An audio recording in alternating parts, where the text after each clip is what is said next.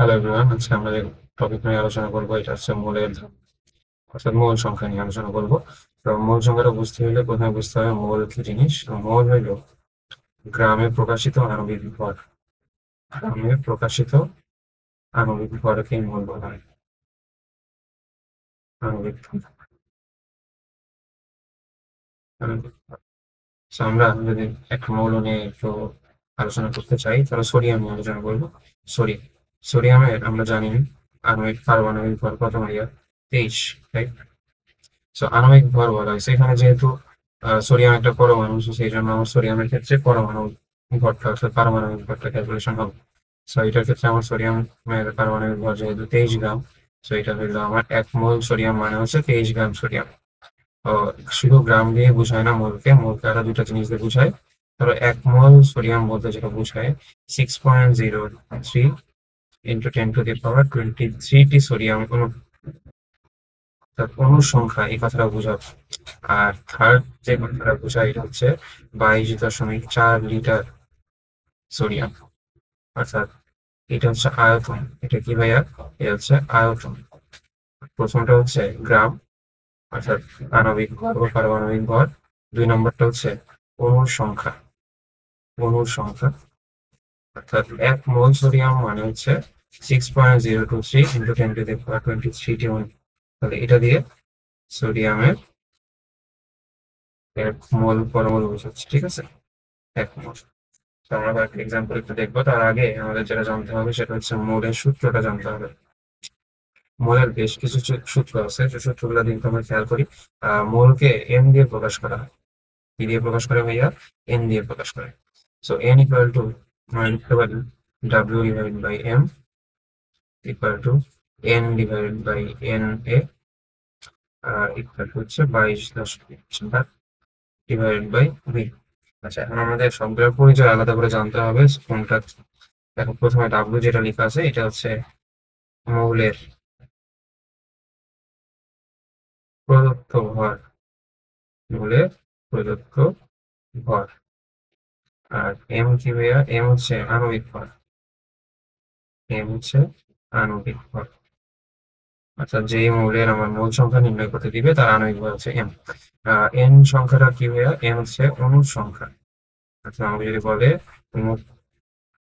পরমাণুর অণুর সংখ্যা কতটি, এটা বের করে দাও, এটা হচ্ছে অণুর সংখ্যা। এই সূত্র দিয়ে তখন আমরা ইউজ করবো। আমরা এক্সাম্পল দেখবো একটু পরে, তখন আরেকটু ক্লিয়ার হবে। এন এ হচ্ছে, ওই যে আমি একটু আগে একটা ভ্যালু দিচ্ছিলাম না ভাইয়া, 6.023 ইন্টু 10⁻23। এইটাই হচ্ছে সেই ভ্যালুটা, এটা হচ্ছে অ্যাভোগাড্রো নাম্বার।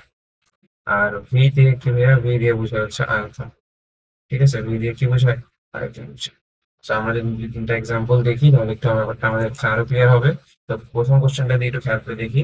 প্রথম কোশ্চেনটা বলছে আদর্শ তাপমাত্রা ও চাপ। আচ্ছা, আমরা সার্টিফিকেট ব্যাক আসি। এই যে আমরা 22.4 ডিভাইড বাই ভি, এই সূত্রটা লিখছি না, এই সূত্রটা হচ্ছে আমার শুধুমাত্র যখন আমি আদর্শ তাপমাত্রা ও চাপ নিয়ে কাজ করব তখন প্রয়োজন।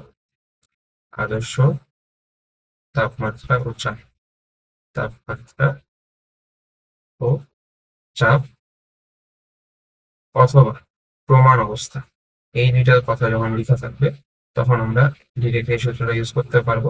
এক্সাম্পলটা দিকে আমরা আসি, ফেরত আসি আবার এক্সাম্পলের দিকে। দেখো কি বলছে, আদর্শ তাপমাত্রা ও চাপে 1 litre carbon die oxide, 1 litre মানে আয়তন দেওয়া আছে ভি। কার্বন ডাই অক্সাইড গ্যাসে কতটা অণু আছে? অণুর সংখ্যা চাইছে। অণুর সংখ্যা কি দিয়ে প্রকাশ করি ভাইয়া? এন দিয়ে প্রকাশ করি। এখানে আমার ফর্মুলা কি ছিল? N equal to W divide by M equal to N divide by N A হচ্ছে 22.4 ডিভাইড বাই ভি। সেখানে আমার কিন্তু সবগুলা দরকার পড়তেছে না। কি কি দরকার পড়বে ভাই একটু খেয়াল করো। এখানে আমার দরকার পড়বে হচ্ছে ওই অণুর সংখ্যা, এইটা। এখান থেকে এই পর্যন্ত সূত্রটা নিয়ে আমরা কাজ করবো। আমরা যদি এখান থেকে প্রসিড করি সামনের দিকে, আমার অণুর সংখ্যা চাইছে, অর্থাৎ এন এর ভ্যালুটা চাইছে divide by 6.0023 into 10⁻23 equal to 22.4। তো 22.4-এর মধ্যেই বসবে, ডিভাইড বাই ভি এর ভ্যালু কত ভাইয়া? 1 বলে দিচ্ছে। সেখান থেকে আমি যদি ক্যালকুলেশন করি, এখান থেকে এন এর ভ্যালু আসে হচ্ছে 2.69 ইন্টু 10⁻23। তাহলে এতটি।